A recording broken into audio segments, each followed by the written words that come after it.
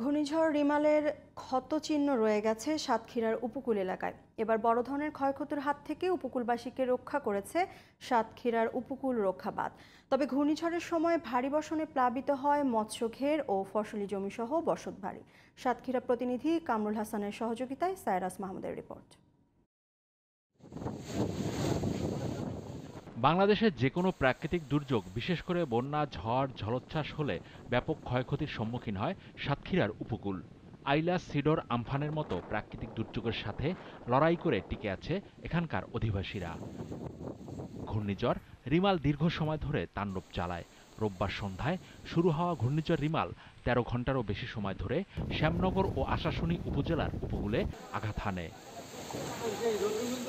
ঘূর্ণিঝড়ের সৃষ্ট নিম্নচাপের ফলে ভারী বর্ষণে প্লাবিত হয় মৎস্যঘের ও ফসলি জমিসহ বসতবাড়ি।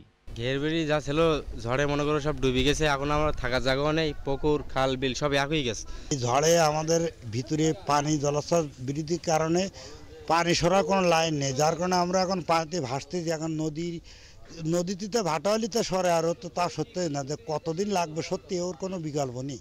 এলাকায় ঘর বাড়ি তো ভেঙে গেছে, হিলেও গেছে, গাছ গাছ সব পড়ে গেছে। আর মেন সমস্যা হচ্ছে জলবদ্ধতা। জেলা মৎস্য কর্মকর্তা জানান, সবচেয়ে বেশি ক্ষতিগ্রস্ত হয়েছে চিংড়ির ঘের। ক্ষতিগ্রস্ত এলাকা পরিদর্শন করেন জেলা প্রশাসক। ঝড়ের কারণে ক্ষতিগ্রস্ত হয়েছে তাদেরকে ত্রাণ সহায়তা দেওয়া হচ্ছে, নগদ টাকা, কাউকে হয়তো চাল, খাদ্যশস্য, কাউকে ঘর মেরামতের জন্য টিন।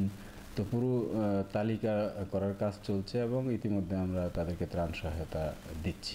স্থানীয় প্রশাসন জানায়, সাতক্ষীরায় ঘূর্ণিঝড় রিমালে ২৭৬টি বসতবাড়ির ক্ষতি হয়েছে আরও ৬০৬ হেক্টর ফসলি জমির ও ২০০ হেক্টর মাছের ঘেরের।